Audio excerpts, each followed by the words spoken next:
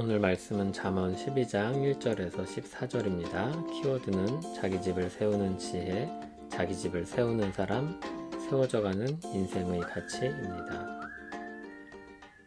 훈계를 좋아하는 자는 지식을 좋아하거니와 징계를 싫어하는 자는 짐승과 같으니라.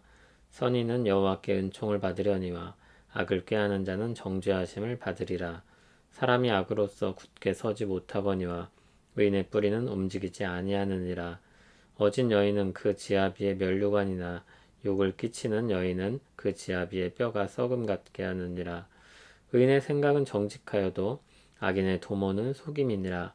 악인의 말은 사람을 엿보아 피를 흘리자 하는 것이거니와 정직한 자의 입은 사람을 구원하느니라. 악인은 엎드러져서 소멸되려니와 의인의 집은 서 있으리라. 사람은 그 지혜대로 칭찬을 받으려니와 마음이 굽은 자는 멸시를 받으리라. 비천히 여김을 받을지라도 종을 부리는 자는 스스로 높은 채하고도 음식이 핍절한 자보다 나으니라. 의인은 자기의 가축의 생명을 돌보나 악인의 긍휼은 잔인이니라. 자기의 토지를 경작하는 자는 먹을 것이 많거니와 방탕한 것을 따르는 자는 지혜가 없느니라. 악인은 불의의 이익을 탐하나 의인은 그 뿌리로 말미암아 결실하느니라. 악인은 입술의 허물로 말미암아 그물에 걸려도 의인은 환난에서 벗어나느니라. 사람은 입의 열매로 말미암아 복록에 족하며 그 손이 행하는 대로 자기가 받느니라. 아멘. 가정을 세우고 살리는 지혜의 말씀입니다.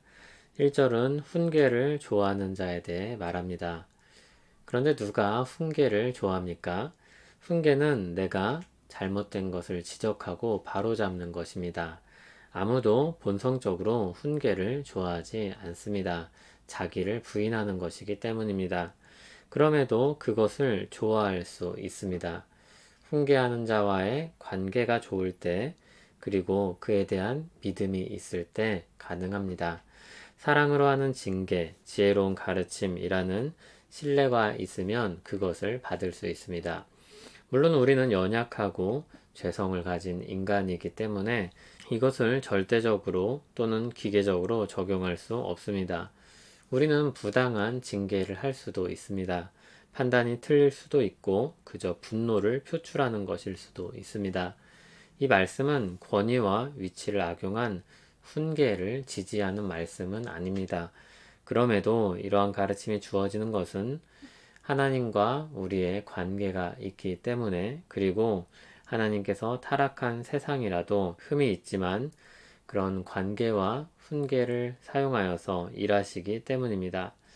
훈계 또는 징계가 순기능을 할 때 우리는 지혜를 얻습니다. 잘못된 것을 바로잡고 고칩니다. 4절부터는 어진 여인에 대해 말합니다. 어진 여인은 잠언 31장에 나오는 현숙한 여인과 같은 말입니다. 문자적으로는 유능한 여성을 가리키는데 잠언에서의 유능함을 가리킵니다. 잠언에서 가르치는 지혜의 기준에서 유능함입니다. 하나님을 경외하고 그 아래 사는 사람으로서의 탁월함입니다. 잠언 31장에서 현숙한 여인은 경제적으로도 지혜에 있어서도 인격에 있어서도 탁월한 사람으로 등장합니다. 그러한 여인은 지아비, 즉 남편의 면류관입니다. 아내의 모습으로 인해 남편이 높임을 받습니다. 5절을 보면 그의 생각은 정직입니다. 6절에서 그의 말은 사람을 구원합니다. 7절에 그의 집은 서 있을 것입니다. 그는 정직함으로 사람을 살리는 말로 그의 집을 세우는 사람입니다. 또 10절을 보면 자기 가축을 돌봅니다. 11절에 자기 토지를 경작합니다. 12절에 불의의 이익을 탐하지 않고 성실함으로 열매를 맺는 사람입니다.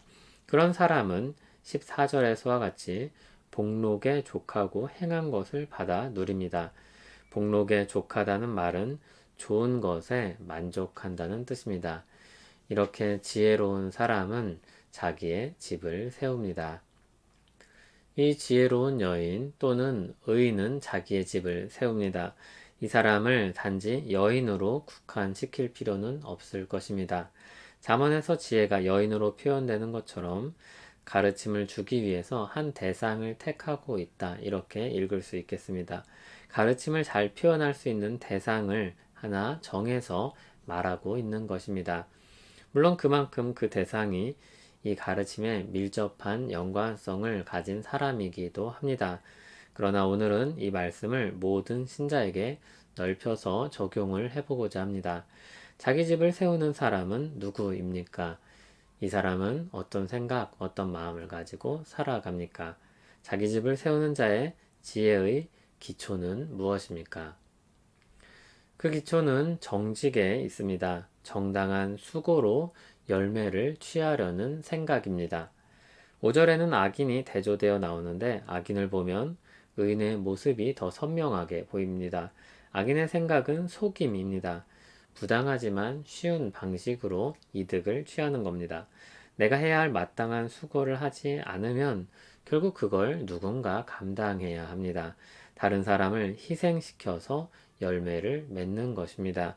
그래서 이들은 잔인한 면을 가지게 됩니다. 6절을 보면 악인이 이렇게 말합니다. 사람을 엿보아 피를 흘리자. 다른 이의 희생으로 자기를 채우는 것입니다. 그러나 의인은 정반대입니다. 정직하게 수고하여 열매를 얻으려고 합니다. 그리고 더 나아가서 그의 마음은 사람을 살리는 데 관심을 두고 있습니다. 어떻게 하면 이 사람을 세울까? 어떻게 하면 이 집을 세울까? 여기에 관심이 있습니다.